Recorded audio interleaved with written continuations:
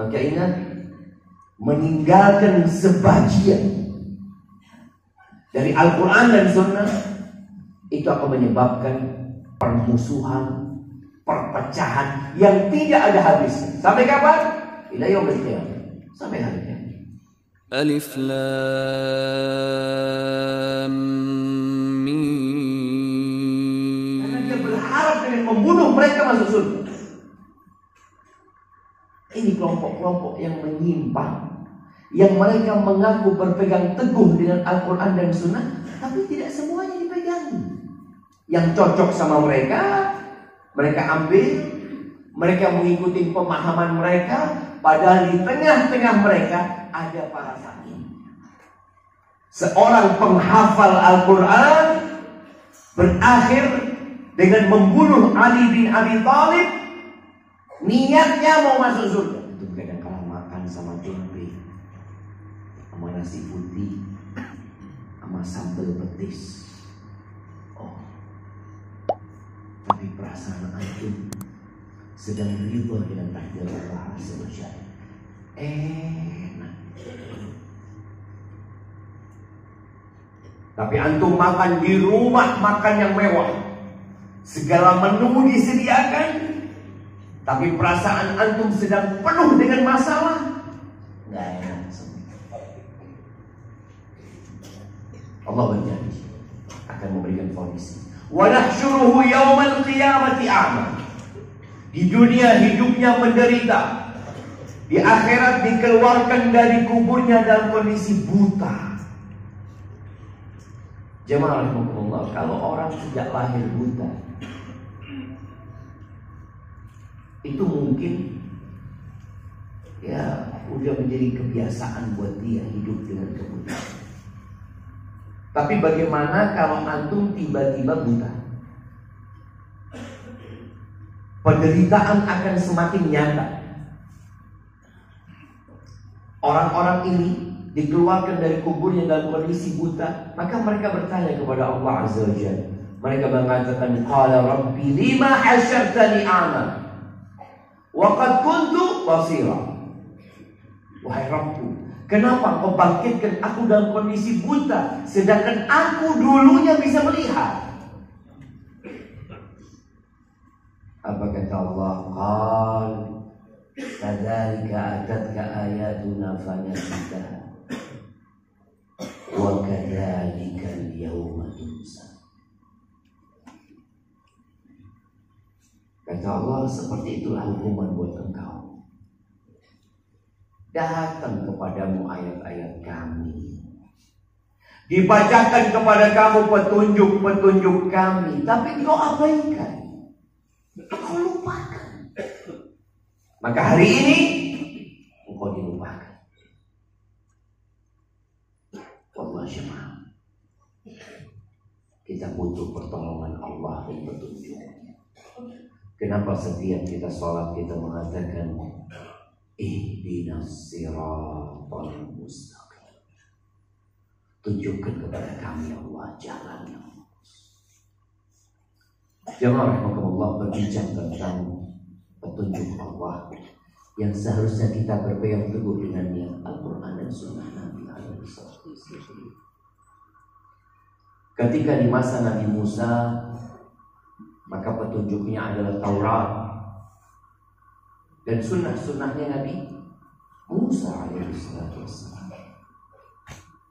Di zamannya Nabi Dawud, tetap Taurat yang dipegangan bersama Zabur yang Allah turunkan kepada Nabi Dawud alaihissalam. Di zamannya Nabi Isa alaihissalam, Allah turunkan bersamanya Injil bersama sunnah-sunnahnya Nabi Isa plus Taurat yang dibawa oleh Nabi Musa alaihissalam, plus Zabur juga yang diturunkan kepada Nabi Dawud alaihissalam. Tapi kemudian semua itu dihapuskan dengan turunnya Al-Quran. Barang siapa yang mengikuti petunjuk yang Allah turunkan yang sesuai dengan masanya, maka Allah akan sampaikan mereka ke surga. Di surat Al-Maidah ayat 14, Allah Azza wa Jalla menyebutkan tentang orang-orang Nasara, pengikutnya Nabi Isa alaihissalam. Allah mengatakan, wa minal ladzina qalu inna nasara, dan di antara orang-orang yang mengatakan kami adalah umat Nasrani, akhadna mitsaqahum, kami telah mengambil perjanjian dengan mereka. Allah buat perjanjian dengan mereka. Apa yang terjadi dengan mereka?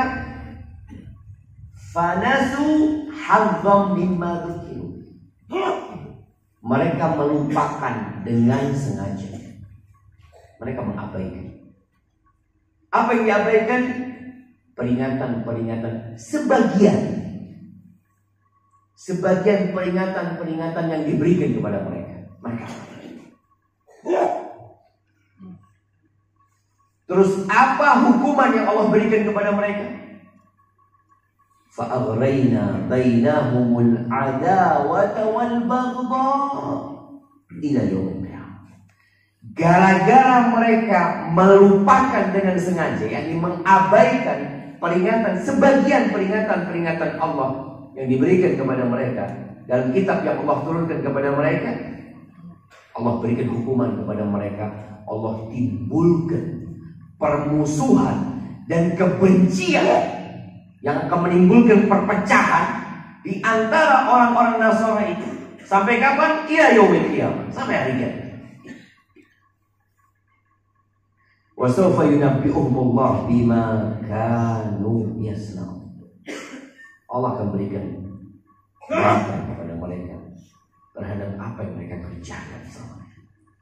Ahibati fillah, meninggalkan sebagian Al-Quran, meninggalkan sebagian sunnah, mengabaikannya dengan sengaja tidak mau mengamalkan, itu menjadi penyebab perpecahan dan pertikaian sampai hari kiamat.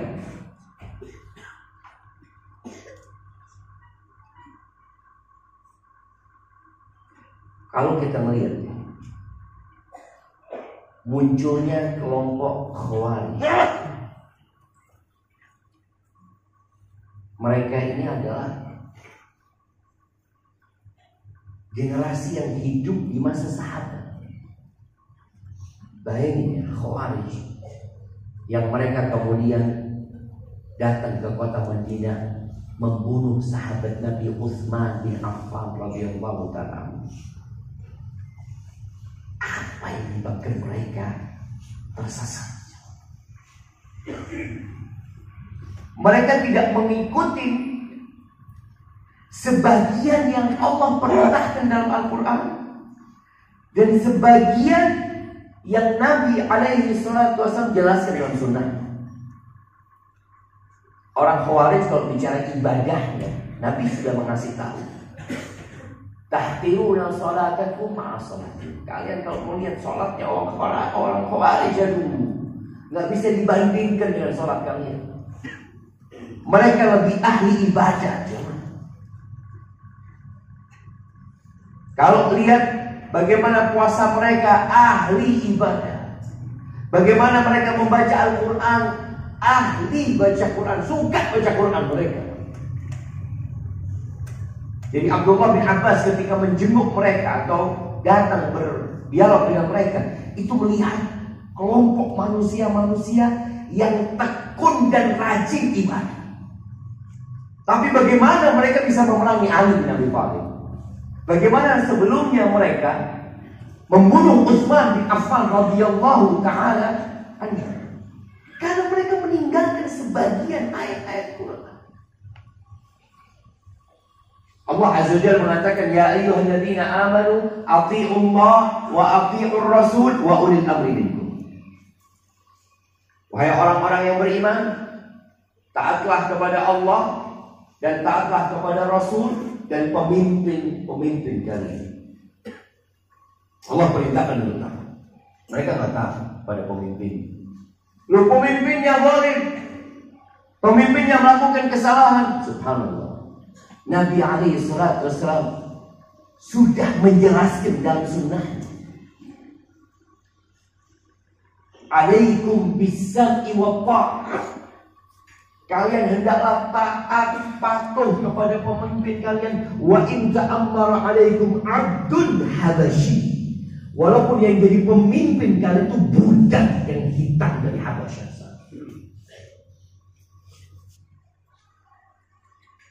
Nabi SAW mengatakan, satakunu azar. Nanti akan ada pemimpin-pemimpin yang pilih kasih, yang mereka berpikir untuk memperkaya diri mereka dan melupakan kalian. Apa sikap kami wahai Rasulullah, kata para sahabat? Atuhum haqqahum. Udah kalian berikan hak mereka. Berikan hak pemimpin kalian. Apa haknya? Dengan kehendak taat selama tidak dalam kemaksiatan. Terus berkaitan dengan hak kita, wasallallahu alladzi lakum. Hak kalian minta sama Allah Rabbul Alamin. Di situ nas-nas dari hadis jelas. Bagaimana Nabi SAW menyuruh taat kepada pemimpin fil mansyati wal makrah. Baik kepada polisi suka nggak suka, taat. Khawarij meninggalkan ayat dan hadis-hadis ini. Mereka mungkin memahami dengan pemahaman mereka. Apa yang terjadi? Mereka bunuh Utsman. Radhiyallahu ta'ala anhu. Salah satu sahabat yang dijamin masuk surga dibunuh sama mereka. Mereka mengaku orang yang paling mengamalkan sunnah. Mereka mengaku itu. Tapi ternyata nggak semuanya diamalin. Mereka pilih-pilih. Maka dalam rangka berpegang teguh dengan Al-Quran dan Sunnah, amalkan semua, jalan. Kullun min indillah, semua dari Allah Azza wa Jalla.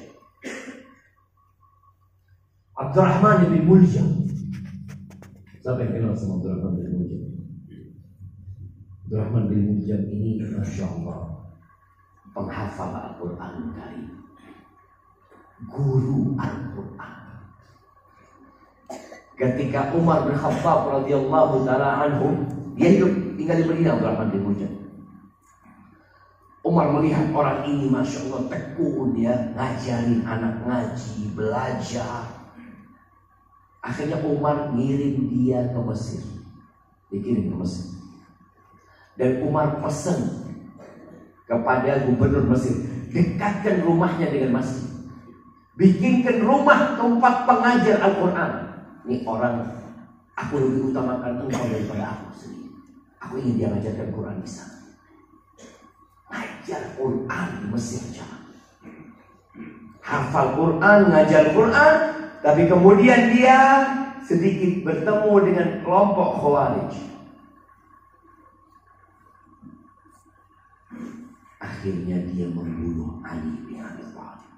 Bayangin. Seorang penghafal Al-Quran berakhir dengan membunuh Ali bin Abi Thalib. Niatnya mau masuk surga. Bangga si Abdurrahman bin Jamaah. Bukan dia kemudian menyesal karena membunuh Ali, enggak. Yang membunuh Utsman enggak ada yang menyesal. Yang membunuh Ali bin Abi Thalib enggak ada yang menyesal dia. Karena dia berharap dengan membunuh mereka masuk surga. Ini kelompok-kelompok yang menyimpang, yang mereka mengaku berpegang teguh dengan Al-Quran dan Sunnah, tapi tidak semuanya dipegangi. Yang cocok sama mereka, mereka ambil, mereka mengikuti pemahaman mereka, padahal di tengah-tengah mereka ada para sahabatnya. Ada sahabatnya. Ketika mereka melakukan pembunuhan kepada Utsman, kepada Ali bin Abi Thalib, banyak sahabat yang masih hidup pada waktu itu. Tapi mereka tidak mau mengikuti pemahaman mereka. Mereka memahami Al-Quran ya sesuai dengan mereka ini.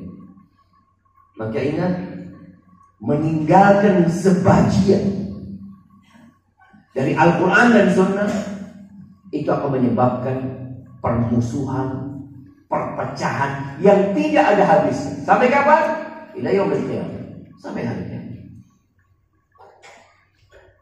Ahibati billah,